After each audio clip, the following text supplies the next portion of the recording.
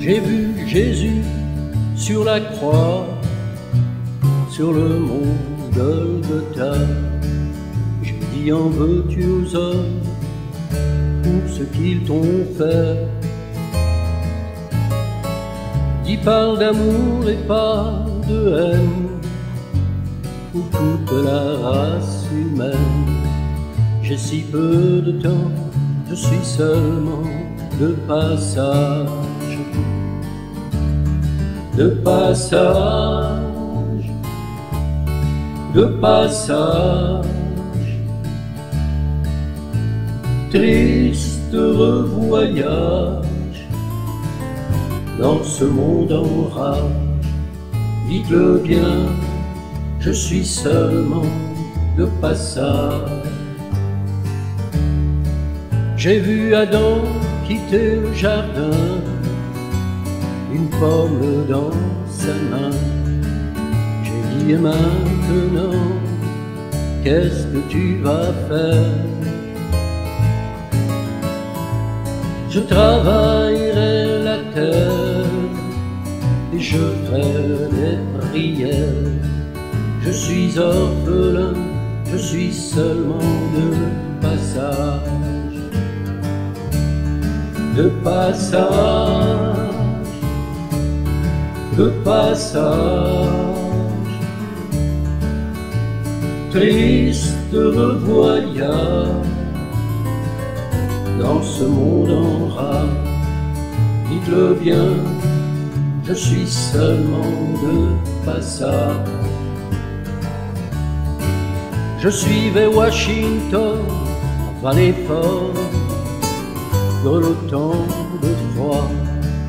J'ai dit pourquoi les hommes souffrent tant ici.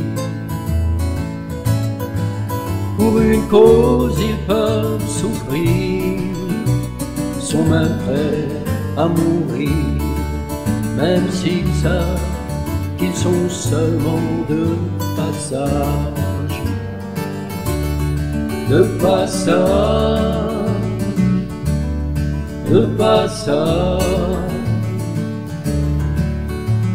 triste revoyage dans ce monde en rage. Dites-le bien, je suis seulement de passage. Auprès de Roosevelt encore, la nuit avant sa mort, il dit un monde uni doit naître de ce carnage. Qu'on soit russe ou noir ou blanc, on a tous le même sang. Tous ensemble, on est seulement de passage. De passage, de passage, triste voyage dans ce monde en rage. Dites-le bien, je suis seulement de passage. De passage, de passage, triste revoyage dans ce monde en rage. Dites-le bien, je suis seulement de passage. De passage, de passage, triste voyage dans ce monde en rage. Dites-le bien, je suis seulement de passage.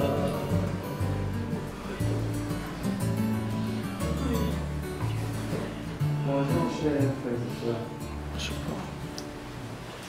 Donc vous savez que malgré toute la douleur, nous n'avons pas beaucoup de temps qui nous a été accordé dans cette salle, dans ce lieu. Donc nous avons essayé de faire le maximum que nous pouvons faire le plus vite possible afin de pouvoir ce besoin de l'air, nous présenter très rapidement le programme.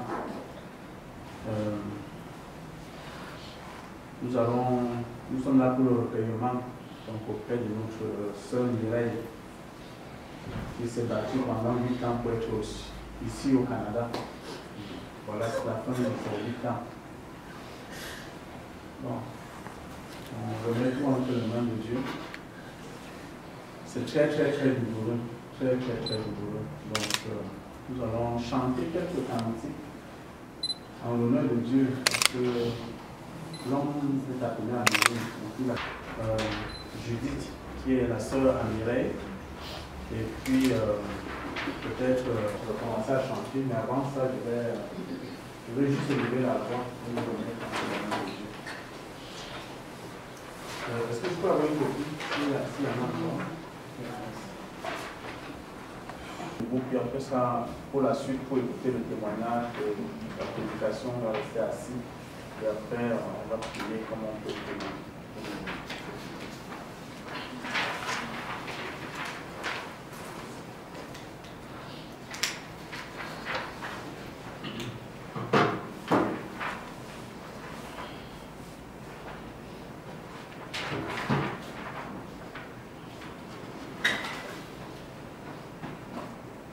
Je propose qu'on commence par le Dieu dans les cieux et sur la terre. Parce que je veux nous dire, bien aimé, quelle que soit la douleur des afflictions que nous pouvons traverser dans la vie, il y a toujours la question du pourquoi en l'homme.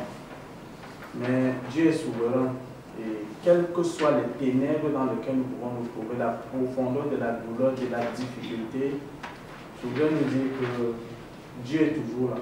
Il a toujours un mot à dire. Même quand tout semble sombre, complètement désespéré, quand la mort est là, Dieu est toujours là.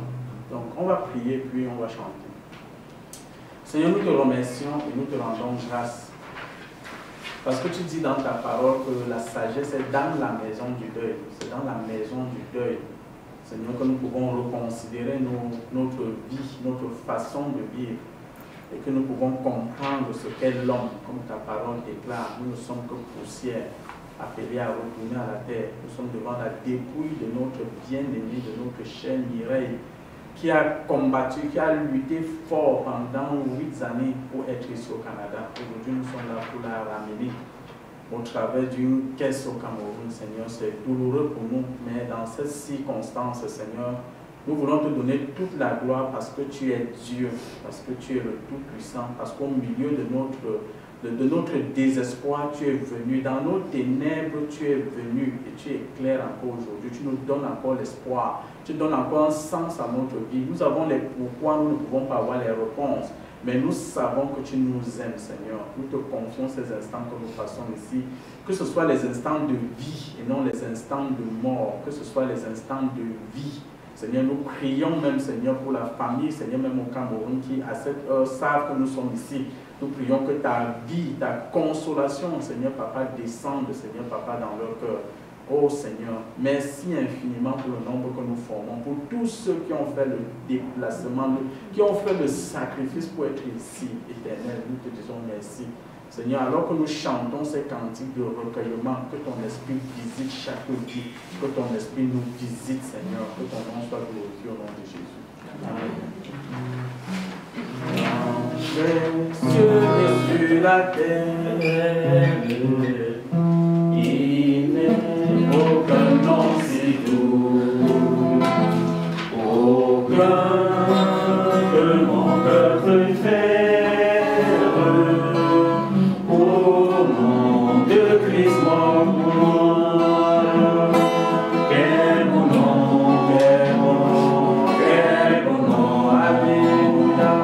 Porte-moi de l'Éternel.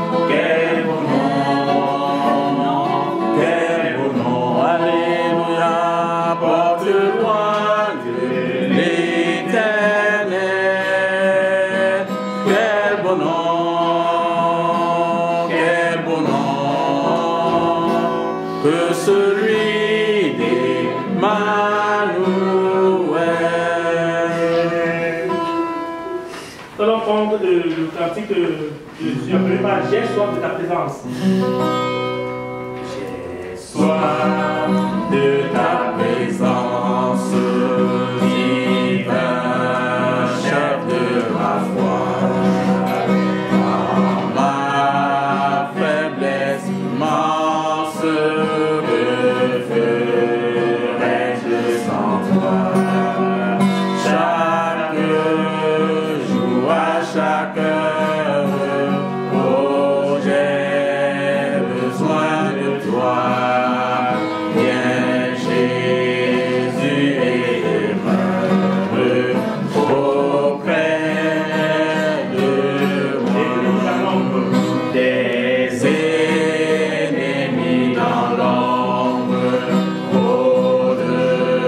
autour de moi. Accablé par le nombre, que ferais-je sans toi? Chaque jour, à chaque heure, oh, j'ai besoin de toi. Viens, Jésus, et demeure auprès de moi. Pendant les jours Dans les jours d'orage, d'obscurité, d'effroi, quand faiblit mon courage, que ferais-je sans toi?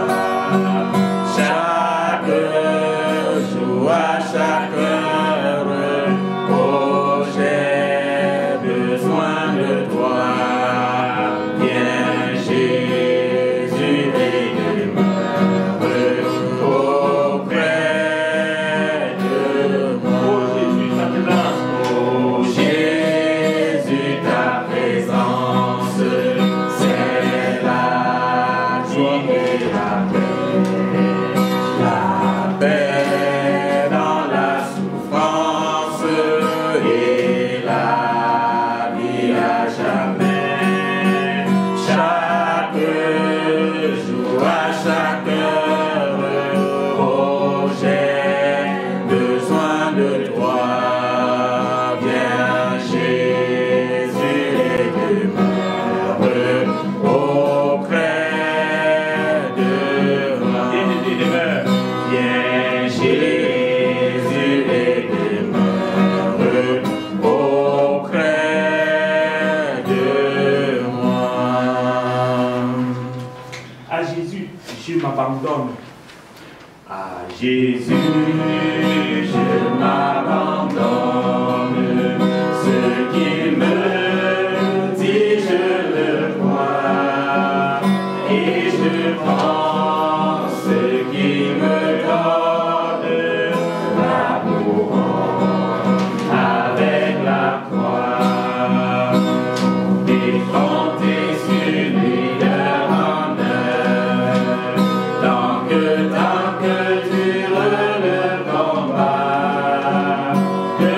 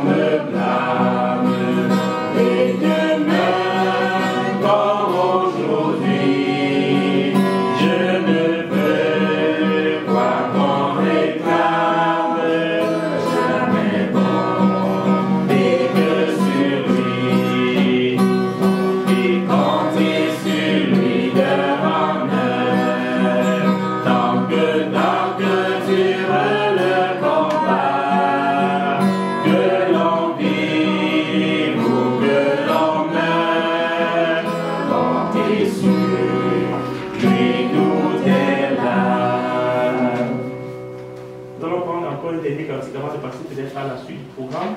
Le nom de Jésus est si doux. Le nom de Jésus, on va chanter avec cette mélodie. Le nom de Jésus est si doux, de Dieu les amants le courroux. On a trois et chante.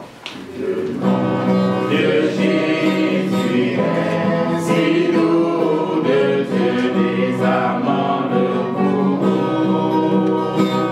Il nous appelle au rendez-vous précis, le nom de Jésus. Jésus, béni soit ton nom. Jésus, ô merveilleux don. Jésus, suprême rançon, sois adoré pour toujours. Ce nom dans le chagrin, il me soutient sur le chemin. Sa musique est un son divin précis, le nom de Jésus. Jésus, béni soit ton nom. Jésus, ô merveilleux don. Jésus, suprême rançon, sois adoré pour toujours. Le nom de mon Sauveur, car lui seul connaît tout mon cœur. Me remet son divin précis, le nom de Jésus. Jésus, béni soit ton nom. Jésus, ô merveilleux don. Jésus, suprême rançon, sois adoré pour toujours. Et lorsqu'avec lui je serai, et lorsqu'enfin je le verrai, alors sans fin je dirai précis le nom de Jésus. Jésus, béni soit ton nom. Jésus, ô merveilleux don. Jésus, suprême rançon, sois adoré pour toujours. Merci beaucoup, merci pour ce temps de louange, comme je disais tantôt, la gloire au Seigneur en toutes choses, dans toutes les circonstances. Dieu nous aime et son amour ne varie pas, son amour ne change pas, qu'importe ce que nous vivons, qu'importe ce que nous traversons. Donc, une fois de plus, au nom de toute la famille Kuete, au nom de Judith, de son époux, au nom de la famille de Mireille au Cameroun, nous voulons vous remercier infiniment, sincèrement pour votre présence en ce lieu. Et nous voulons saisir cette opportunité pour remercier également la communauté camerounaise au Canada. C'est juste miraculeux d'avoir la famille, de connaître qu'on a la famille, de connaître qu'on peut être soutenu. Parce que voilà Mireille qui est arrivée, on se serait retrouvé avec le corps seul ici, mais vous êtes là par la grâce de Dieu. Et vous savez ce que c'est que rapatrier un corps lorsque la personne n'a pas souscrit à notre fameuse assurance RPN. Donc c'est l'occasion vraiment au nom de la famille de vous remercier pour la contribution que vous avez apportée. Je sais que ça laisse la famille dans la tête, certes, parce que c'est colossal le montant qu'il faut pour rapatrier le corps. Mais je veux dire que votre contribution n'a pas été insignifiante. Et la famille vous dit merci de tout cœur. Et nous croyons également que je ne sais même pas comment mettre ça, mais je veux croire que Dieu qui est fidèle va pouvoir aider la famille qui était après ce rapatriement à se retrouver, à se reconstituer financièrement aussi. Et que le Seigneur va vous bénir, vous qui avez sorti aussi de vos poches un 50, un $100, un $25, un $150, je veux vous dire, bien aimé, ça n'a pas été petit. Parce que 10 personnes qui donnent 150 $, c'est quand même 1 500 $ sur un 15 000 $ qu'on demandait ici. Donc, sincèrement, merci. Donc, nous sommes là pour Mireille, comme je disais tantôt, que nous sommes en train de retourner au Cameroun avec beaucoup de douleur, avec beaucoup de tristesse. Mais nous voulons lui rendre hommage. Nous voulons lui rendre hommage. Nous voulons écouter ses amis, nous voulons écouter sa soeur, nous voulons écouter son beau-fils. Parce que le passage de Mireille n'a certainement pas été, ça a été peut-être bref, mais ça n'a pas été un passage qui n'a rien laissé. Toute vie a une leçon, un héritage qu'elle laisse. Donc je vais inviter les amis de Québec, je pense qu'ils sont là. Oui, donc je vais inviter le bien-aimé Julio. Tu vas te présenter, Julio, s'il te plaît. On ne se connaît pas beaucoup, moi je ne me suis pas encore présenté, mais je vais le faire tantôt. Donc Julio, tu vas pouvoir nous dire quelque chose de ce que tu connais de Mireille, que tu as certainement rencontré, que tu as accueilli. Et nous t'écoutons, tu as la parole. Merci. Moi c'est Julio TGE. Je réside à Québec. En effet, Mireille m'avait contacté, elle m'avait appelé, je crois environ 2 semaines après son arrivée au Canada. Parce qu'elle savait depuis, j'ai oublié de dire, c'est mon ami de longue date. On a fait le lycée technique de Dorsan ensemble. Donc, lorsqu'elle s'est rendue au Canada, 2 semaines plus tard, elle m'a appelé. Elle m'a dit qu'elle était déjà là. Aussitôt, je suis allé à sa rencontre. Je l'ai accueillie comme on accueille une amie. Et quelques temps après, en effet, quand elle est arrivée, elle est allée dans la famille de ses amis, dans une famille d'accueil. Ce sont toujours ses amis. Alors, quelques semaines plus tard, je crois environ 3, elle a pris son appartement. Et c'est là où souvent je pouvais aller la rencontrer avec mes enfants, qu'elle aimait bien. Alors, durant les 3 rencontres que nous avons faites, je pense qu'à la 2e rencontre, parce que c'était les week-ends, donc chaque semaine, chaque week-end, quand on avait un peu de temps, on pouvait se rencontrer. Alors, elle manifestait déjà quelques signes de fatigue. Oui, elle me disait qu'elle toussait, mais c'était comme une toux ordinaire que chacun peut avoir. De plus en plus, elle me disait qu'elle est faible, vous voyez, et puis elle disait qu'elle est anémie, elle manque de sang, mais c'est un problème qu'elle a depuis quand même. Voilà. Et outre cela, je pense qu'elle pouvait avoir d'autres problèmes de santé. Mais ça ne pouvait pas voir que Mireille avait vraiment un problème critique. Vous voyez? Alors, puisqu'après, elle faisait une formation pour intégrer le monde de l'emploi. Et le week-end où elle décède, c'est effectivement ce week-end qu'elle avait commencé son cours. Oui, parce qu'elle devait travailler les fins de semaine. Et je me souviens, ce samedi-là, je pense que c'est l'unique samedi où on ne s'était pas vu, parce qu'elle devait travailler en soirée, elle devait travailler. Alors, lorsqu'elle m'a appelé le samedi, parce qu'elle a travaillé le vendredi soir, et donc le samedi matin, on s'est appelé. En fait, je crois que c'est moi qui l'avais appelé pour savoir comment est-ce que ça s'est passé, que c'est un travail de nuit qu'elle devait faire. Alors, Mireille m'a dit qu'elle est allée hier vraiment avec beaucoup de difficultés.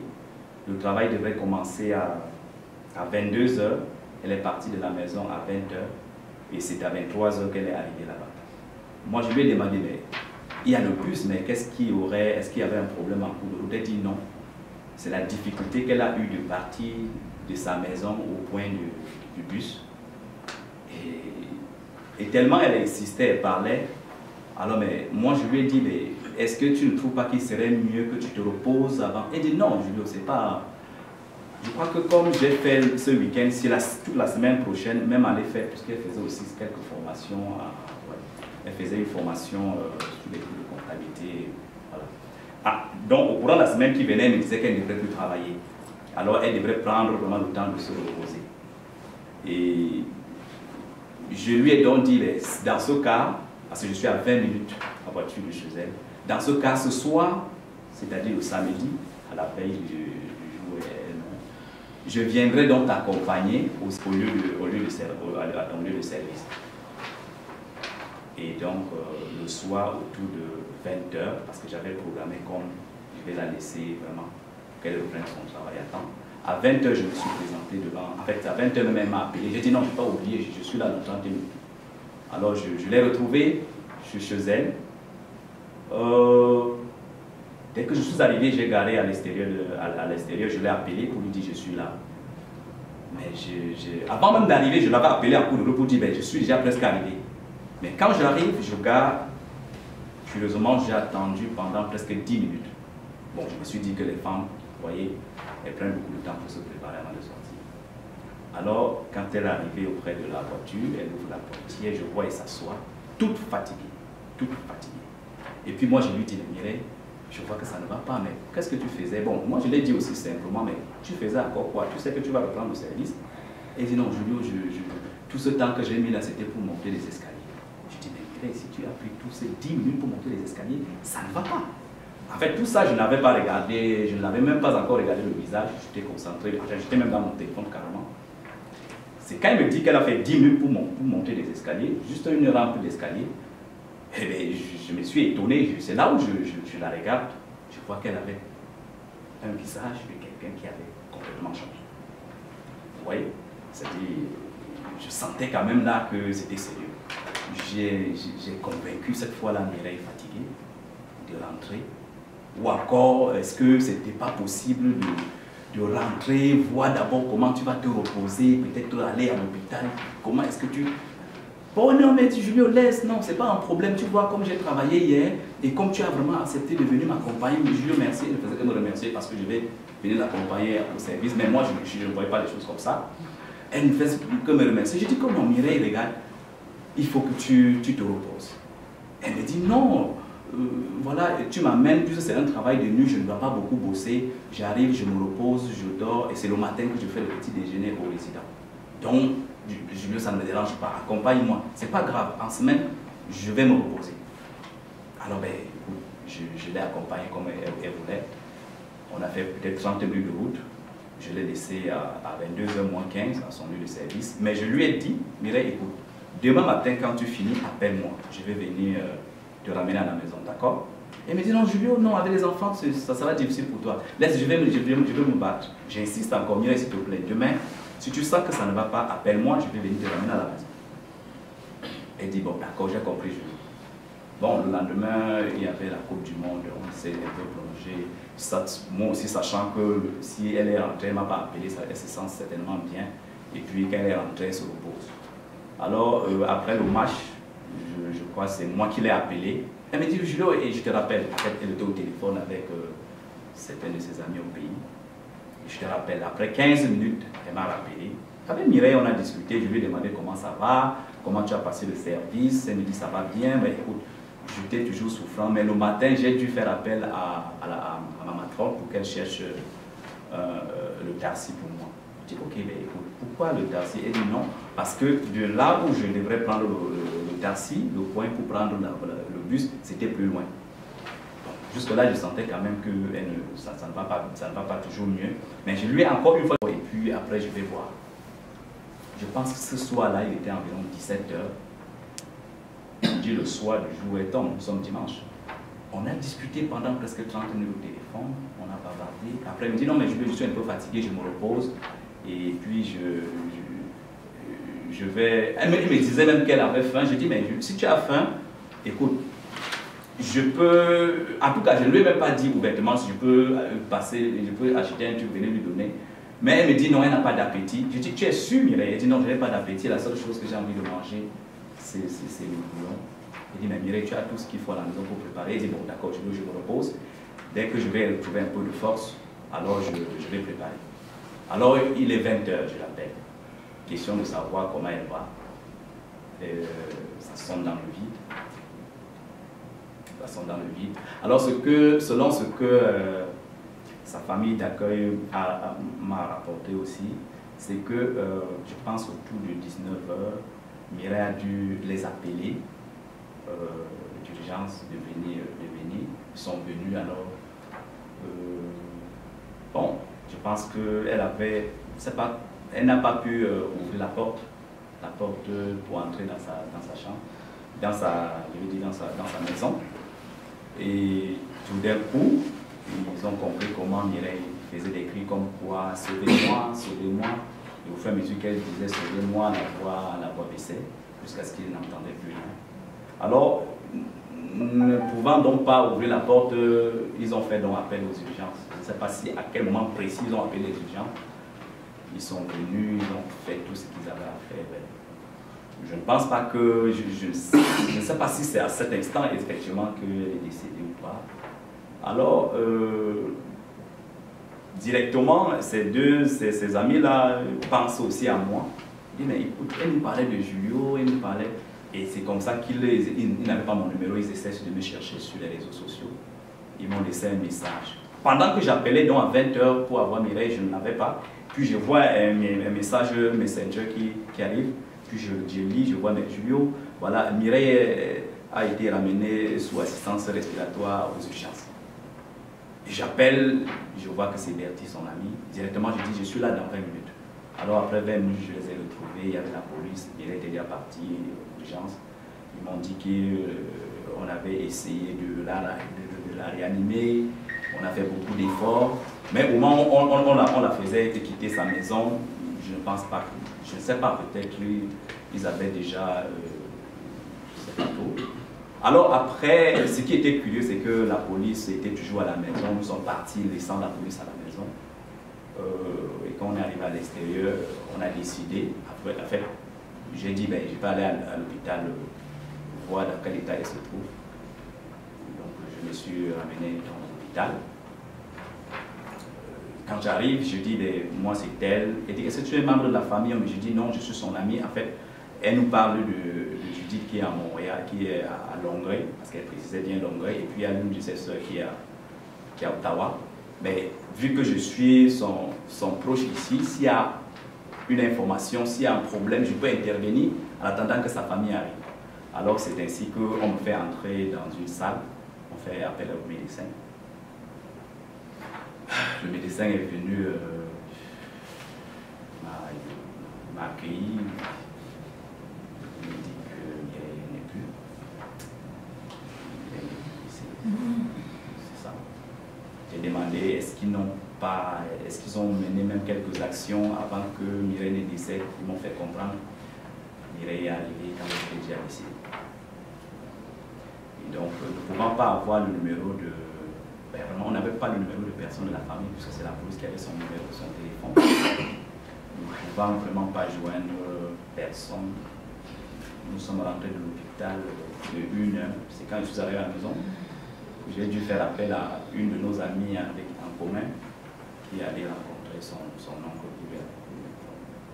Donc voilà ce que je dis.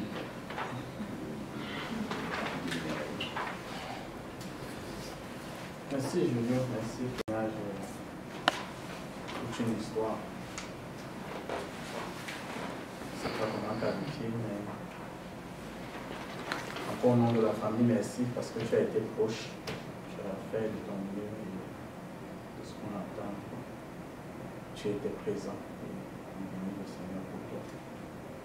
Donc sans plus tarder, on va passer la parole à la Judith et la sœur de... Merci d'être venu nous soutenir dans cette durée. Dans cette pareille circonstance, vraiment c'est très difficile de faire un témoignage. C'est très difficile de parler. C'est très compliqué parce que nous sommes bousculés, nous sommes perdus.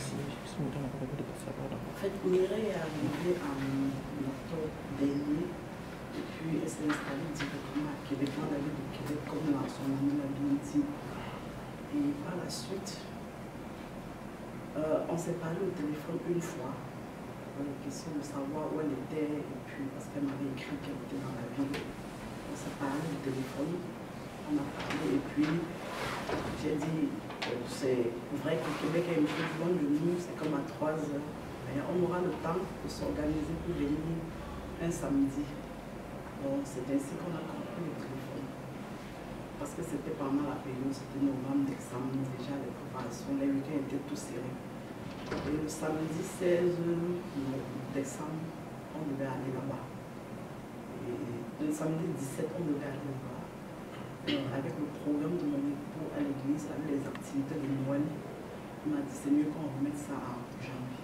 C'est comme ça que la nuit du dimanche à lundi, on dormait, il était 3 heures du matin ici. C'est mon téléphone qui sonne à 3 heures. C'était un appel venant du Cameroun.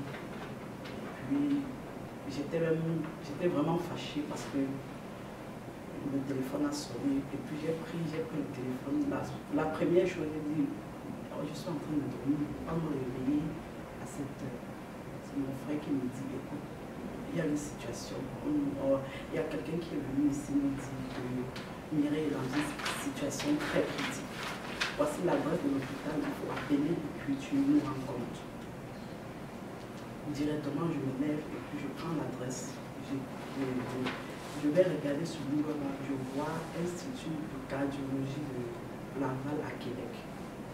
Et puis je me demande, okay, on me dit quelqu'un dans une situation critique.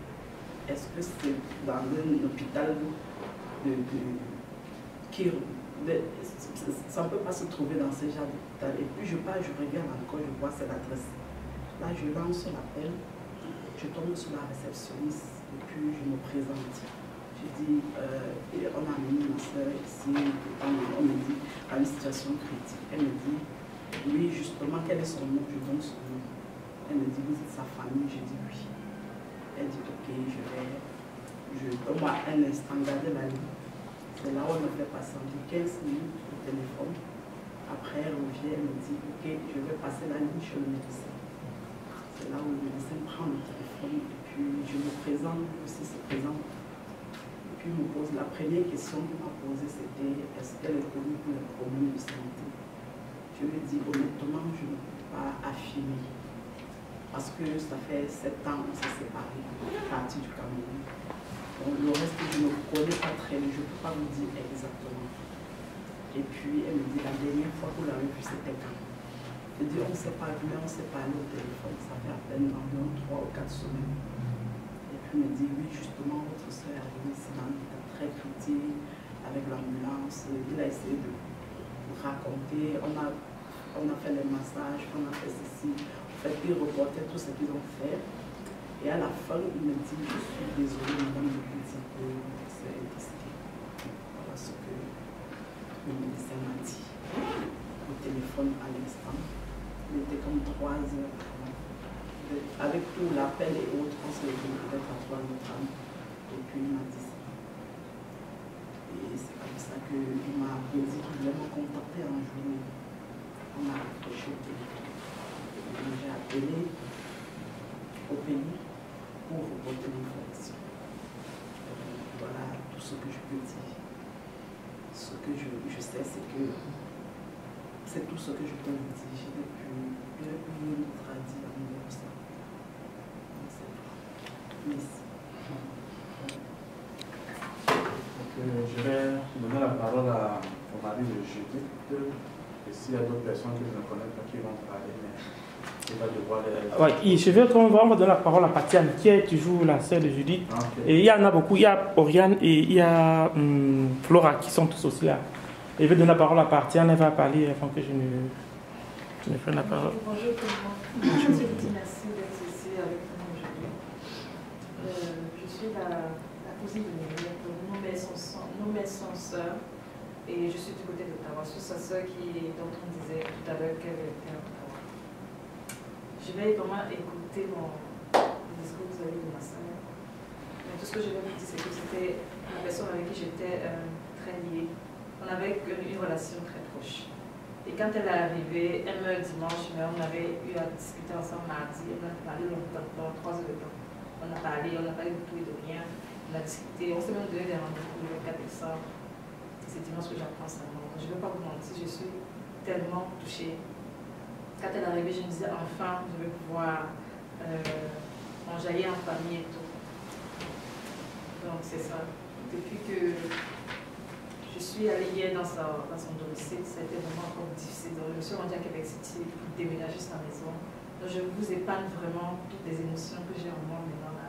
Parce qu'il a fallu que je ramasse pièce par pièce tout ce qu'elle avait comme affaire, ses documents, ses vêtements. J'en ai passé toute la soirée à le faire. Et je ne peux pas décrire les émotions, c'est vraiment terrible. Je la vois là et c'est trop de douleur, vraiment.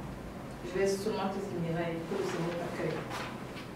Tu es ma soeur, j'étais tellement contente que tu sois là. Le Seigneur t'accueille. Qui veille sur toi, ma soeur. Prépare le chemin. Personne n'est éternel, on va tous te suivre. Que le Seigneur veille sur toi. Donc j'ai fait le nécessaire et on va renvoyer également ces affaires au pays. J'ai pris les pièces les plus importantes et tout ce qu'il fallait. Merci encore. Merci beaucoup. Merci pour votre soutien. Énormément merci. Ok, je vais prendre la parole comme l'époux de Judith et le beau-frère à Mireille, parce que quand je suis entré dans cette famille, il y a des personnes que j'ai trouvées qui étaient vraiment sympathiques, comme Mireille, comme le feu Clément, comme Batian. Il y a des personnes avec qui on avait une certaine acquaintance. Et Mireille, notre moment de rapprochement a été beaucoup plus quand nous avons vécu à Ndorboum, parce qu'à Ndorboum, elle était notre voisine très très directe, à quelques mètres de chez nous. Ce qui fait qu'elle pouvait venir à la maison à tout moment, elle pouvait dormir à la maison quand elle voulait. Et il y avait Mireille, Clément, Judith, que dans la famille on les avait nommés l'axe de Ndorboum, parce qu'on savait qu'ils se réunissaient chez Judith. Et ils avaient une certaine complicité, et quand ils émettaient des idées, c'était des idées très très réfléchies. Donc c'est ça qu'on les appelait souvent l'axe de Ndorboum. Et on disait que Judith était le dirigeant de cet axe-là. Parce qu'ils avaient une intimité qui était vraiment très forte. Nous avons passé du temps ensemble. Je me rappelle des réveillons du 31 qu'on a eu à passer ensemble. Je me rappelle des sorties que j'ai faites avec elle pour les prestations dans les concerts. Elle m'accompagnait particulièrement. Il y a un événement où elle a été avec moi. C'était à un concert d'installation d'un pasteur, je me rappelle. Mireille était avec moi pendant tout cet événement. On est rentrés ensemble. Je me rappelle la veillée de l'an de 2015, je crois 2015 à 2016. Elle était avec nous, elle a passé cette veillée avec nous. On a passé toute la nuit, on a dansé ce qu'on était, on a tous transpiré, on est rentré à la maison. Elle a dormi toujours à la maison ce jour-là. On a dormi avant le février, à un certain heure pour réfléchir sur ce qu'on devait manger. Donc il y avait toute cette complicité-là. Entre-temps, nous sommes déplacés pour le Canada.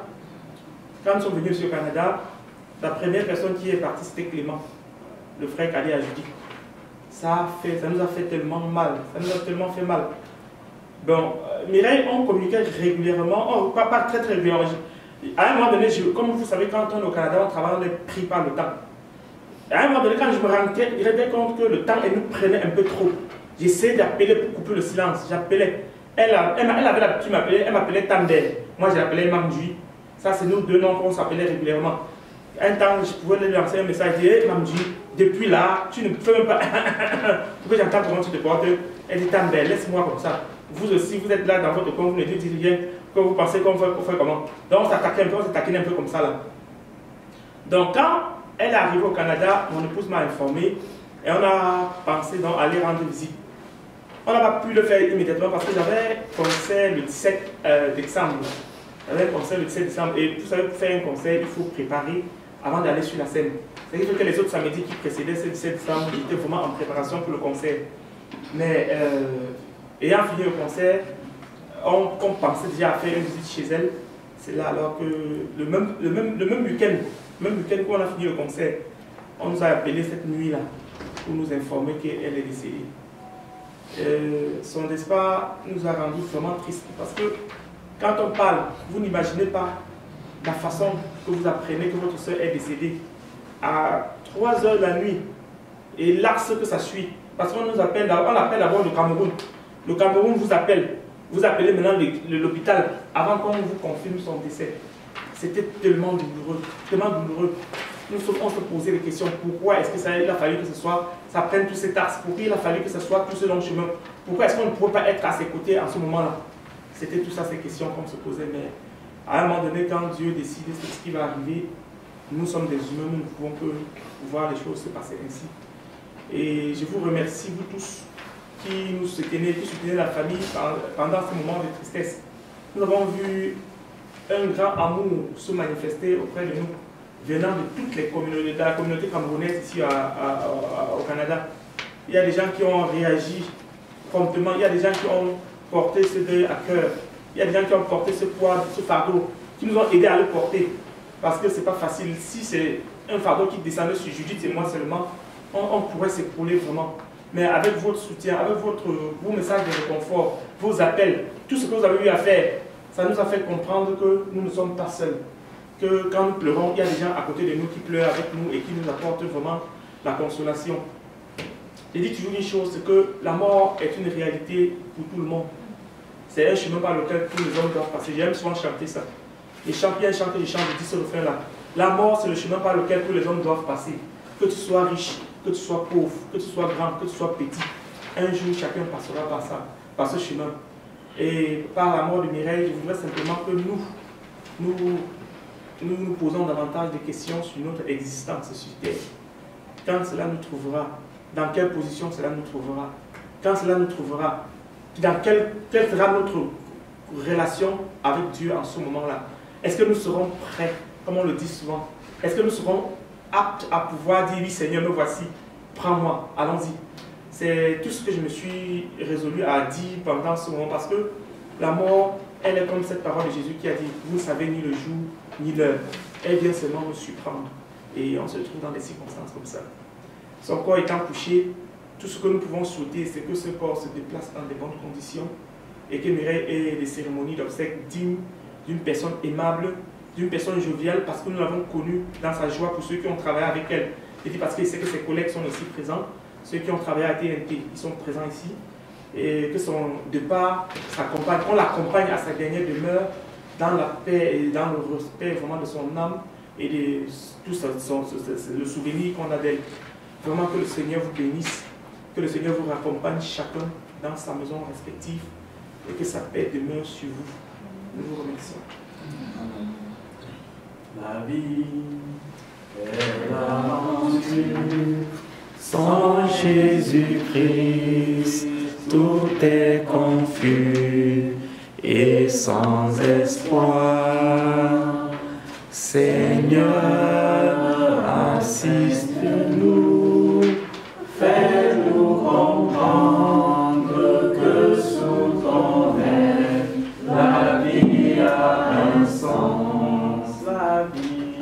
La vie, quelle aventure, sans Jésus-Christ, tout est confus et sans espoir. Seigneur, assiste-nous. Fais Dieu, que ton nom soit glorifié dans les vies au nom de Jésus. Amen.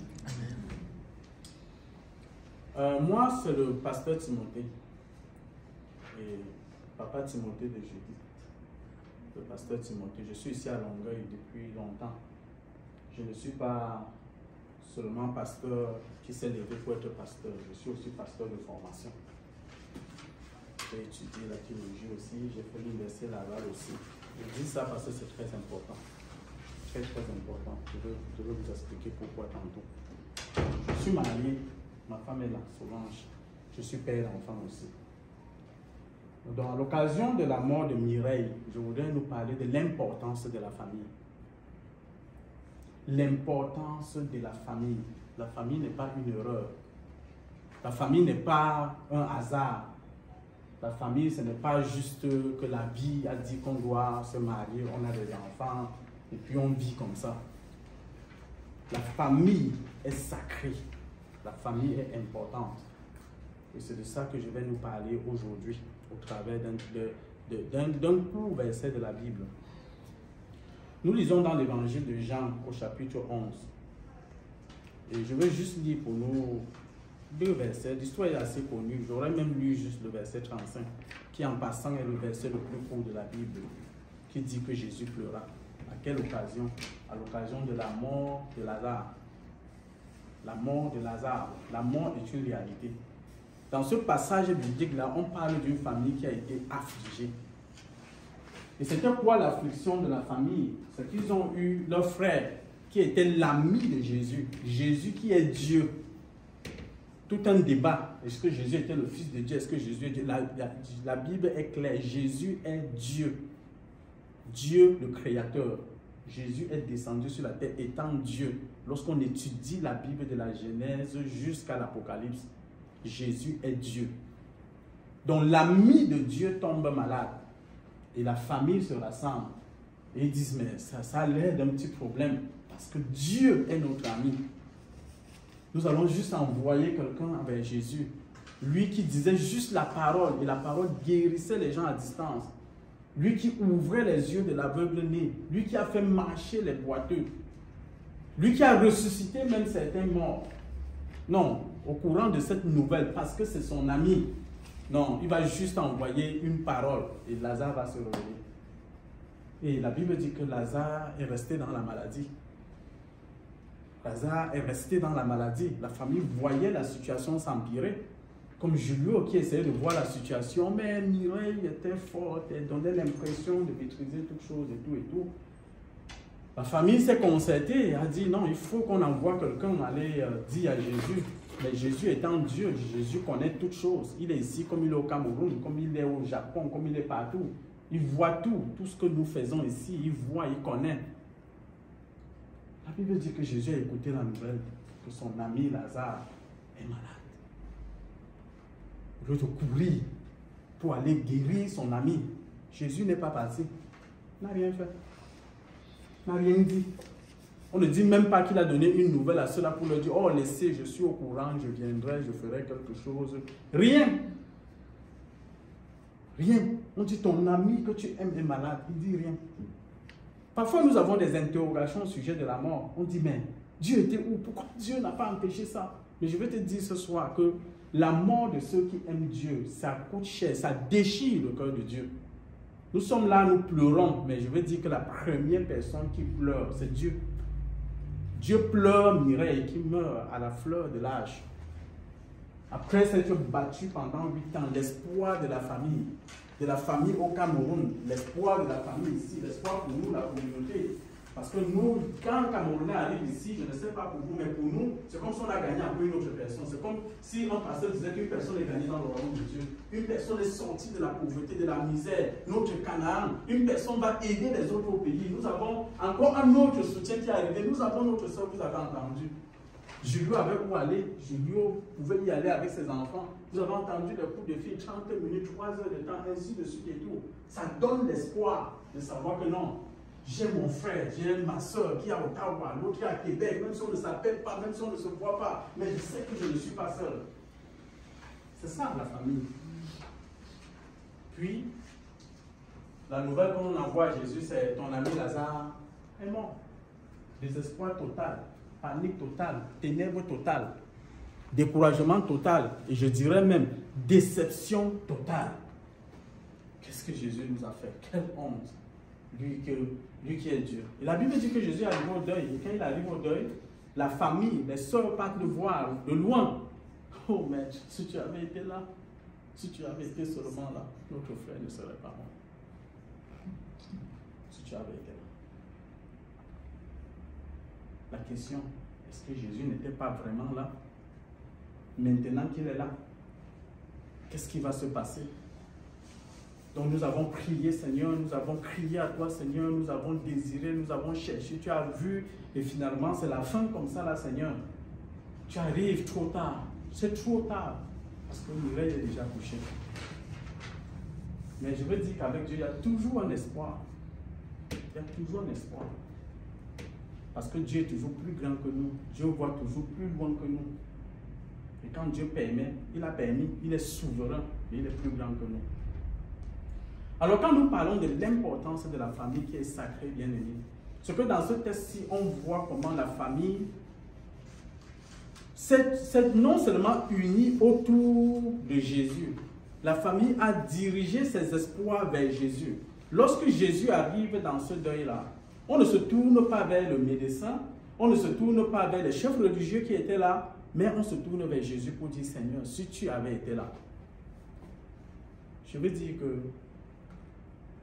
pour vous tous qui êtes ici, Jésus dit, je suis le chemin, la vérité et la vie. Et dans ce texte-là, il dit, je suis la résurrection et la vie. Et dans un autre texte, Jésus dit, je suis le bon berger. Quand vous rentrez dans l'Ancien Testament, il y a une reproche que Dieu fait aux bergers d'Israël, aux chefs religieux d'Israël. Il dit, je vous ai établi pour paître mon troupeau, mais vous êtes là pour exploiter mon troupeau, pour dépouiller mon troupeau, pour marcher sur mon troupeau, pour piétiner mon troupeau, pour détruire mon troupeau. Et Jésus dit, moi-même je viendrai et je vais m'occuper moi-même de mes brebis. Je voudrais te dire ce soir que si tu es dans n'importe quelle qualité d'église, si tu suis n'importe quel pasteur et que ce pasteur-là ne te pointe pas Jésus, c'est que ce n'est pas un bon pasteur. Si tu es dans une église et que l'église veut seulement que tu restes là, tu sois son membre, mais ne te montre pas Jésus, fais attention. Ce n'est pas forcément une mauvaise église, mais fais attention. C'est Jésus qui est le bon berger. C'est Jésus qui est le pasteur. Lui et lui seul. Il dit, je suis le chemin, la vérité et la vie. Tout pasteur, toute église qui vole la vie d'un chrétien, le tenir captif, c'est mon membre, c'est ma personne, c'est moi qui l'a sauvé, c'est moi qui dois lui montrer le chemin, c'est moi qui dois... Faites attention à ça. La Bible, si elle est écrite, et Dieu l'a rendue possible, elle reste encore parmi les best-sellers, pour que chacun la lise, et elle pointe vers Jésus, elle ne pointe pas vers un homme. Elle pointe vers Jésus et vers Jésus seul. Et je dis souvent que c'est le livre le plus répandu, le plus vendu, le livre que chacun essaie d'acheter, il appelle ça la Sainte Bible. Il arrange bien dans un coin de sa maison, il dépose, il sait qu'il a la Bible chez lui. Il lit les journaux, il lit les affaires sur Facebook, il lit les affaires sur WhatsApp. Ici à l'université, on te fait au moins 15 livres par cours. Tu lis, tu es dans les bibliothèques, mais la Bible est là. 66 livres, chaque fois que tu prends. Le diable te dit que tu as pu voir comme ça, là, c'est gros, hein, tu peux lire. Chaque fois que tu prends, c'est gros, hein, tu peux lire. C'est 66 livres. Il y a les livres là-dedans qui ont seulement une page. Mais c'est elle qui porte la vie. C'est elle qui nous a franchis. C'est elle qui nous donne la liberté. J'ai accepté Jésus quand j'avais 13 ans. Quand pour la première fois on m'a donné la Bible de lire. J'étais un bon religieux, attaché à la religion où mes parents m'amenaient. Attaché. Mais quand on m'a dit que si tu lis tout ça, tu vas devenir fou. J'ai dit, ah bon? Mais ce n'est plus la parole de Dieu. Elle rend fou, vraiment? J'ai dit, ok. Mais je vais la lire. 13 ans. J'ai dit que je commence à lire sur la page blanche de la couverture. J'ai lu jusqu'à la fin. J'ai compris pourquoi le diable empêche aux gens de lire la parole de Dieu. Je vous assure, vous lisez la Bible, vous ne serez pas l'esclave de l'homme. Aucun pasteur, aucun prophète, parce que tu es prophète sur ta propre vie. Le premier pasteur de ta vie, c'est toi. Le premier prophète pour prononcer des paroles de bénédiction sur ta vie, c'est toi.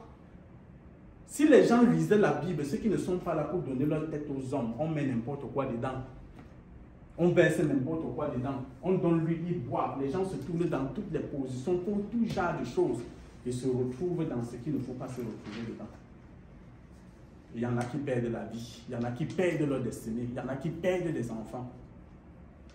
Je ne suis pas là pour dire qu'il ne faut pas honorer les pasteurs. Mais un pasteur qui te détourne de ta famille, ce n'est pas un serviteur de Dieu. La Bible dit que si tu dis que tu es enfant de Dieu et que tu ne prends pas soin de ta famille, c'est que tu as renié la foi. Tu es dans rien. Tu as renié la foi. C'est ce que la parole de Dieu dit. Christ est venu pour restaurer la famille, pour restaurer nos vies, pour qu'on prenne soin de la famille. L'amour commence dans la maison avant d'aller se manifester dehors. L'amour commence dans la maison avant d'aller se manifester dehors.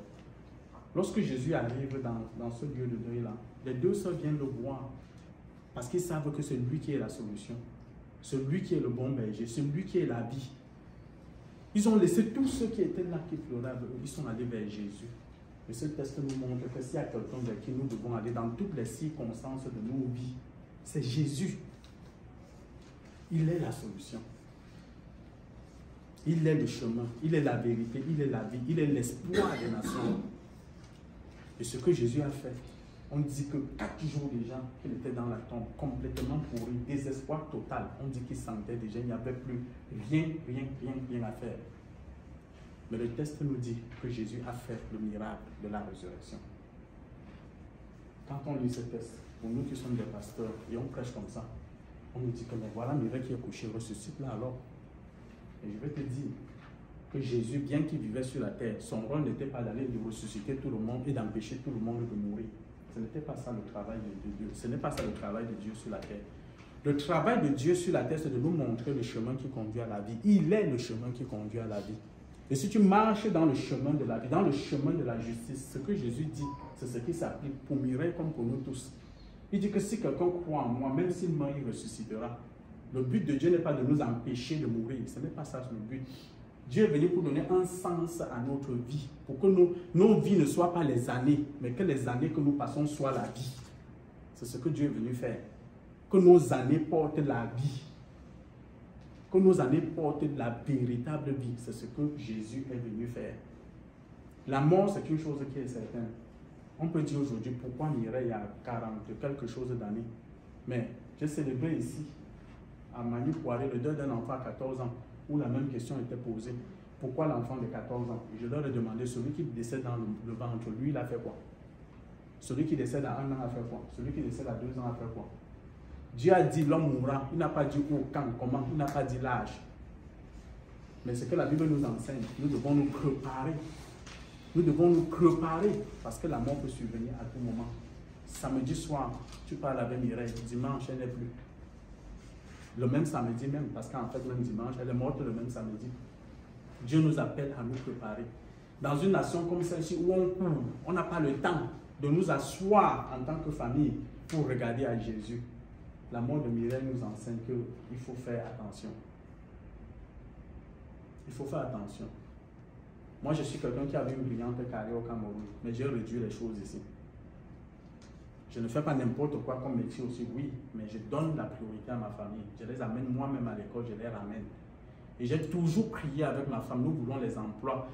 Je bénis le Seigneur pour ceux qui travaillent la nuit, les infirmières et tout ça et tout ça. Je ne vous dis pas que c'est quelque chose de mauvais, ce n'est pas ce que je dis ici.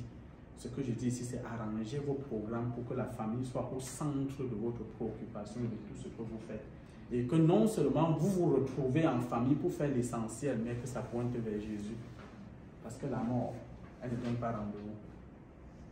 La mort ne se dit pas quand elle vient. Nous, on a toujours prié, Seigneur, permets que nous ayons du temps pour nous retrouver ensemble. Nous retrouver autour de ta parole, nous retrouver pour prier, nous retrouver pour serrer les liens, pour manger ensemble, pour aller dans un restaurant, pour nous retrouver ensemble. C'est très important. Beaucoup de couples sont ici, on chasse l'argent de l'autre côté, l'autre chasse l'argent de l'autre côté, les enfants sont abandonnés tout seuls. Après, quand on a retrouvé l'argent de tous les deux côtés, on revient maintenant, c'est l'argent là qui divise. Non, quand l'argent ne divise pas, c'est les enfants qui ne nous reconnaissent plus ou on ne les reconnaît pas. Un autre combat commence. Bien aimé, que ça nous fasse réfléchir. Que ça nous fasse réfléchir. C'est Jésus qui est la solution. Tu ne peux rien faire de tout ce que tu peux appeler bénédiction quand la main de Dieu n'a pas béni. Et je te dis aujourd'hui que mieux vaut le 1000 $ que Dieu te donne qui est béni que le 10 000 $ que tu vas aller chercher partout au prix de ta vie ou au prix de ta famille. C'est Jésus qui est la solution. Ce que Dieu veut, c'est que nous soyons sauvés. Et le salut, là, ce n'est pas qu'on va mourir, qu'on saura si on est sauvé ou pas, c'est ici. C'est ici, selon la décision que nous prenons maintenant. Tu dois marcher comme un enfant sauvé parce que tu as accepté Jésus et parce que les choix de ta vie honorent Jésus. Parce que tu vis avec Jésus, parce que tu vis avec la parole de Dieu, parce que tes actes sont conséquents à la parole de Dieu. Tu réfléchis à ce que tu fais, tu marches à contre-courant de la société. Tu as tes principes, tu as ta discipline, tu as tes objectifs. Et tu donnes la priorité à la vie des familles. Je voudrais terminer en disant que Dieu a fait la famille pour qu'on se sente en sécurité et qu'on se sente protégé. Pour qu'on se sente en sécurité et qu'on se sente protégé. On ne peut pas reprocher un cadavre, on ne peut pas reprocher un corps. Mais si tu arrives dans un pays où ton frère y est, va vers ton frère, va vers ta soeur. Parce que la question qu'on pose à Judith, est-ce qu'elle avait les antécédents de santé? Même si elle était arrivée à l'hôpital. Au moins, si vous êtes dans la même maison, tu peux dire oui, depuis 3 jours qu'elle vient là, je vois des signes de fatigue. Mais si ta soeur est au loin, tu vas répondre quoi au téléphone? Tu vas répondre quoi? Mes frères, dites-moi.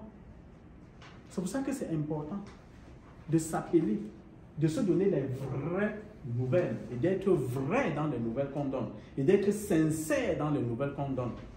Vous êtes arrivé avant moi, vous faites comment? Je me sens comme ça, je fais comment? On a des grands plateaux techniques dans cette nation. Mon cœur est déchiré. Qu'est-ce que l'hôpital nous dit? Est-ce que ça nous sent encore quelque chose de savoir ce qu'ils ont dit? Peut-être. Je ne sais pas. Mais je veux dire, c'est important. La vérité dans la famille, la transparence dans la famille. Réussir là, ce n'est pas chacun seul. C'est réussir ensemble. C'est ça qui fait le bon, le bien, le bonheur, la vie dans la famille. En partant d'ici, je voudrais nous exhorter, bien aimés, comme nous sommes venus là, à rester unis en tant que famille. Famille camerounaise, oui. Mais la famille dans ta maison aussi. Et non seulement la famille au Canada, mais la famille aussi au pays. Moi, je venais d'enterrer mon père. Ma mère est décédée il y a 2 ans. Et j'ai dit, partout où je rencontrerai les Camerounais, je ne manquerai pas de leur dire, prenez soin des parents. Prendre soin des parents, là, c'est même pas envoyer l'argent. Hein. Parce que parfois, tu envoies l'argent, tu ne sais pas quoi faire avec. En dehors de se balader au quartier, dire à tous les autres que mon fils qui est au Canada m'a envoyé l'argent. Et c'est ça qui crée la jalousie, la sorcellerie, et on les tue même. Voilà ma femme. Je disais, nos parents sont à vivre. On appelle quelqu'un, on dit que pardon, toi tu es en Consamba, prépare le poisson, prépare le poulet, prépare telle chose, va donner à maman avant d'ajouter l'argent dessus. Au moins elle a un repos de 3 jours, elle mange la nourriture que tu as préparée. Prendre soin là, c'est le matelas là sur lequel papa et maman sont couchés. Est-ce que c'est encore bon? Je suis allé avec mes enfants me coucher sur le lit de ma mère, on se réveille, tout le monde avait mal au dos. J'ai regardé le matelas, c'est comme si c'était le matelas avec lequel elle s'est mariée en 1940 combien. Je vous assure. Et on était là, en ville, on donnait l'argent à l'église, à l'église. Si tu donnes tout ton argent à l'église alors que tu ne prends pas soin de tes parents, de la famille, tu perds ton temps. Hein.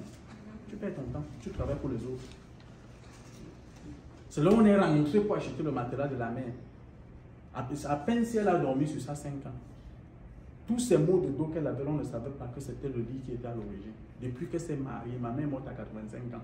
Le matelas qu'elle avait, c'était le matelas de son mariage. On n'avait même jamais eu connaissance de ça.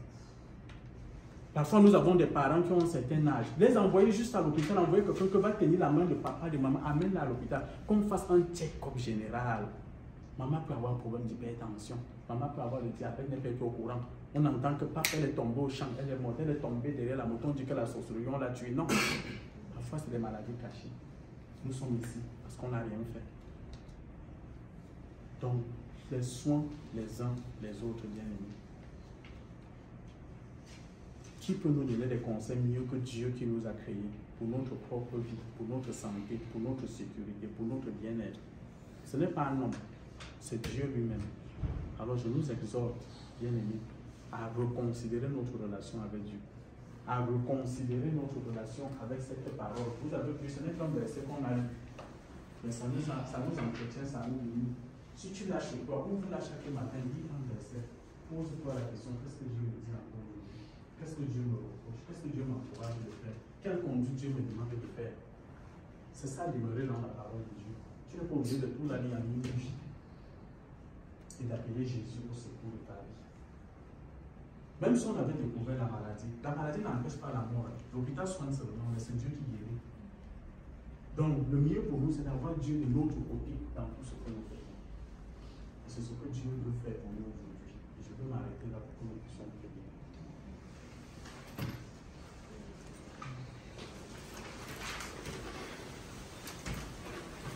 Tu es là au cœur de nos vies, et c'est toi qui nous fais vivre. Tu es là au cœur de nos vies, bien vivant, ô Jésus-Christ. Donc, avant que nous nous prions, bien aimés, parce qu'on va prier pour 2 ou 3 affaires. J'ai commencé, c'est l'une des rares fois où je peux apporter la parole ou la prestation dans la communauté camerounaise en disant j'ai fait la formation. Parce qu'aujourd'hui, on voit les gens qui se lèvent partout, ils sont apôtres, ils sont généraux de Dieu, ils sont pasteurs, ils sont ceci, sans aucune formation, sans aucun rien, et qui amènent les gens à faire tout genre de choses. Faites attention, je vous en prie. Ici, au moins, quand tu arrives, au moins, tu as l'éducation. Faites attention. Et dites aux autres de faire attention. Et chacun lise sa Bible pour voir si ce qu'on lui dit là, c'est ce qui est écrit. C'est ce que la Bible dit des premiers chrétiens. C'est ça qui rend libre. C'est ça qui rend libre. Donc, j'insiste dessus. À l'occasion du deuil de Noël. Ceux qui ont les oreilles pour comprendre, qu'ils comprennent. Nous allons prier. D'abord pour nous-mêmes. Parce que la mort de Mireille, c'est une occasion où Dieu nous parle de nous tourner vers Jésus. Et nous voulons donner nos cœurs à Jésus. Je veux donner mon cœur encore à Jésus. Je veux donner ma vie à Jésus. Pour qu'il soit le centre de ma vie, le maître de ma vie, la solution pour ma vie en ce début d'année et pour le restant de mes jours. Est-ce que tu peux ouvrir ta bouche et prier avec moi? Dis Seigneur Jésus, je te donne mon cœur et je te donne ma vie. Parce que tu es le maître, tu es le chemin, la vérité et la vie. Seigneur, viens dans ma vie. Sois mon maître et mon sauveur personnel. Prends mon cœur et donne-moi ton cœur, Seigneur. Que je sois ton enfant. Donne-moi de demeurer en toi. De demeurer dans la parole. De vivre ta vie. Parce que, Seigneur, je sais que la mort c'est pour tout temps. Mais tu m'as promis que ceux qui meurent en toi vont ressusciter pour la vie éternelle. Et je prie, Seigneur, pour la résurrection dans ma vie. Parce que tu es la résurrection. Viens dans ma vie, Seigneur, et accorde-moi la vie éternelle. La Bible dit qu'il y a un livre dans lequel les noms sont écrits. Prions ensemble. Seigneur Jésus, que mon nom soit inscrit dans le livre de vie. Merci Seigneur. Au nom de Jésus-Christ. Amen. La Bible dit que tous ceux qui se tournent vers le Seigneur seront sauvés. Et si cette confession que tu viens de faire est sincère, je vais te dire que tu es sauvé. Amen. Parfois les gens pensent que c'est le bidon de Dieu, le feu qui s'élève et l'eau et tout ça là, c'est pas ça. La parole de Dieu est claire. C'est comme le mariage. Quand le maire se tient là, il dit tu veux le prendre comme époux, oui, tu veux la prendre comme époux, oui. Le maire dit seulement vous êtes mariés, les femmes c'est fini. C'est scellé, il n'y a plus rien à changer. C'est la même chose avec la parole de Dieu. Si c'est de tout ton cœur que tu dis Seigneur, viens dans mon cœur, deviens mon maître et sauveur personnel, c'est scellé dans les cieux aussi. Et ton nom est inscrit dans le livre de vie. Alors nous voulons prier pour les obsèques de Mireille, notre soeur au Cameroun. Je vous dis bien aimés, comme nous sommes entrés, nous avons vu le corps avec tout ce qui s'est passé là. Nous ne voulons pas qu'il y ait un choc au Cameroun, parce que ce n'est pas facile. C'est une chose d'entendre à distance, mais c'est une autre d'ouvrir le secret et de regarder, hé, mon enfant. Nous voulons prier que le corps voyage bien, mais aussi que le Seigneur prépare les cœurs des parents, des membres de la famille, des amis à recevoir le corps de Mireille et à l'enterrer dans la paix, tranquillement. Nous ne voulons pas entendre d'autres nouvelles. Nous voulons recommander ça au Seigneur. Donc je vais prier pour ça et je vais nous recommander au Seigneur. Seigneur, merci. Nous sommes devant la dépouille de Mireille. Et c'est toi qui as dit dans ta parole que l'homme est poussière et l'homme retournera à la poussière.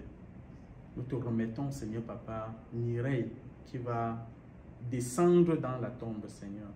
Oh Dieu, comme ce corps prend l'avion pour retourner au pays. Seigneur, que ta grâce accompagne, que ta protection accompagne, Seigneur. Ramène-la, Seigneur, dans la paix. Que ces obsèques se passent dans la paix, Seigneur. Nous prions pour bénir la famille, pour ta protection dans la famille, pour la paix dans la famille, Seigneur. Oh Dieu, nous te supplions, Papa, que tu gardes la famille de toute attaque, de tout piège. Oh Dieu, que Seigneur Papa, l'effet même, Seigneur Papa, des émotions ne vient pas apporter une quelconque maladie dans la vie de qui que ce soit dans la famille, au nom de Jésus. Nous prions que le reste de la famille soit protégé et que quelles que soient, Seigneur, les choses qu'on peut apprendre au sujet de la mort de Mireille, parce que nous savons qu'au-delà de tout, il y a toujours des choses qui se disent. Seigneur, nous prions que ta lumière brille. Nous prions que ta lumière brille. Que ta lumière brille et que ta paix et ta consolation soit le partage des parents, des frères et sœurs, des cousins et des cousines, des oncles et des tantes, de tous les membres de la famille. Nous prions même, Seigneur, pour la prise en charge psychologique, Seigneur, de toutes les personnes avec qui elle était liée. Seigneur, c'est toi qui guéris, Seigneur, le corps et l'âme. Seigneur, guéris au nom de Jésus. Amen. Oh Dieu, merci pour cette assistance que nous avons formée pour être en ce lieu. Merci pour ce lieu qui nous a accueillis. Nous bénissons ce lieu. Et je prie que chaque famille, chaque personne ici soit bénie. Que chacun rentre avec la guérison dans son corps, avec la consolation dans sa vie.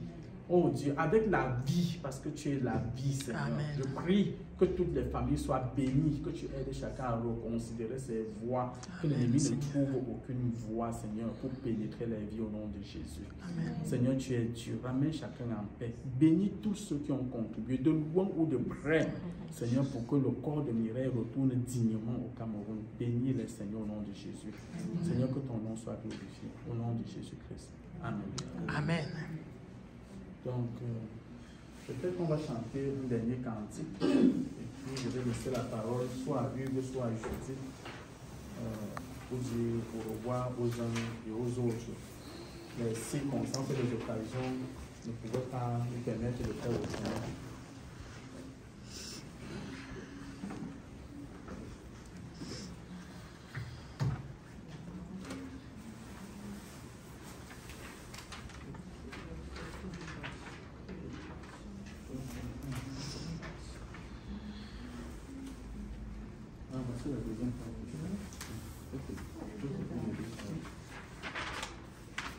Même si c'est le même temps qu'on ressent tout notre problème.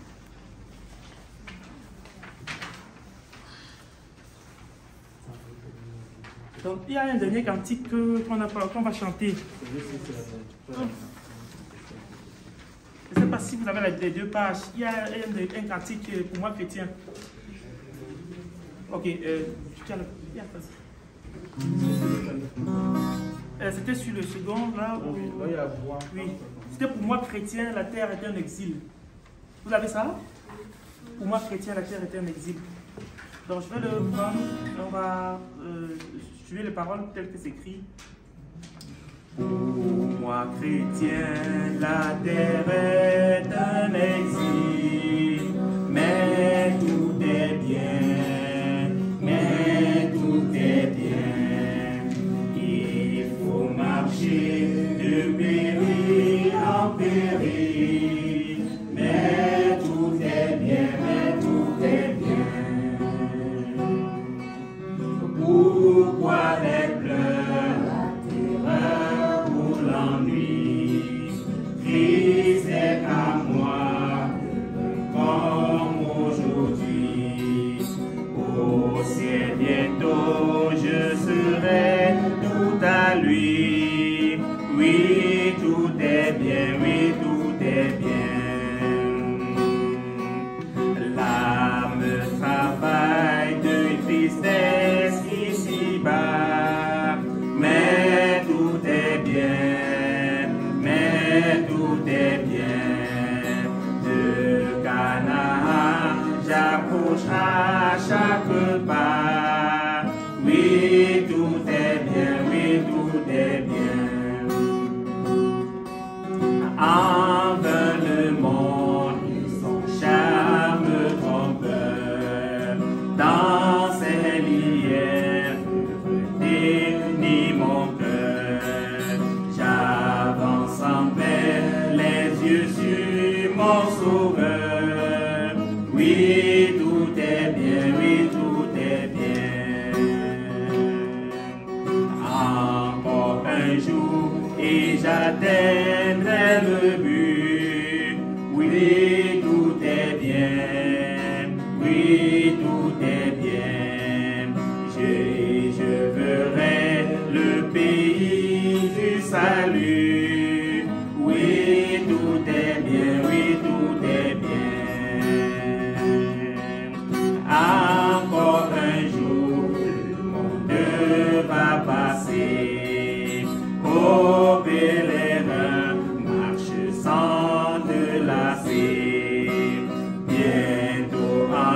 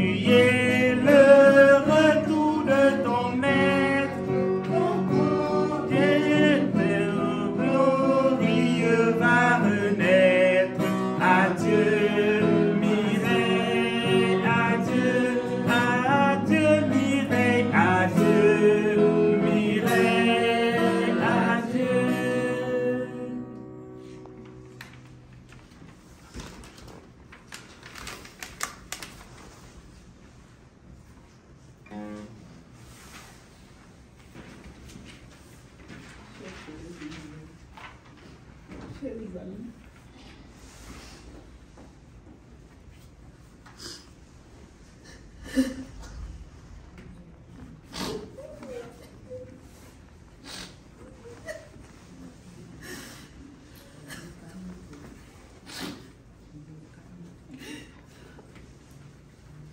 Juste vous dire merci.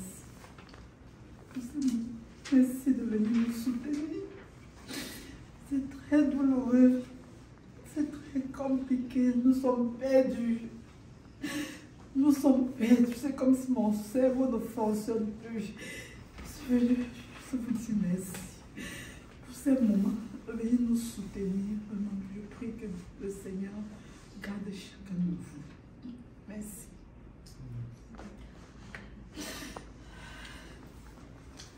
Nous vous disons merci et on nous avait accordé de 11h à 12h pour la salle. Mais par la grâce de Dieu, on a traversé et on ne s'est pas plaint. Ça veut dire qu'ils ne trouvent pas en ça un problème. Donc on va simplement, ceux qui vont faire un tour pour voir la dépouille, ils vont voir et puis nous allons libérer les lieux tel que cela a été demandé. Vraiment merci pour votre présence. On dit très fréquemment, c'est quand vous êtes dans la douleur, c'est quand vous êtes dans la tristesse que vous voyez vraiment vos amis et vous manifestez vraiment l'amour des amis. Nous sommes contents, nous savons que vous avez sacrifié pour certains leur travail, pour certains leur famille, pour certains beaucoup de choses, les enfants, pour être ici. Nous vous prions que le Seigneur vous ramène et nous souhaitons que cela soit ainsi fait pour nous tous qui sommes dans la communauté catholique ici au Canada. Que le Seigneur vous bénisse. Le passage triste revoyage dans ce monde en rage. Dites-le bien, je suis seulement de passage. Je suivais Washington en vallée forte dans le temps de froid. J'ai dit pourquoi les hommes souffrent tant ici. Pour une cause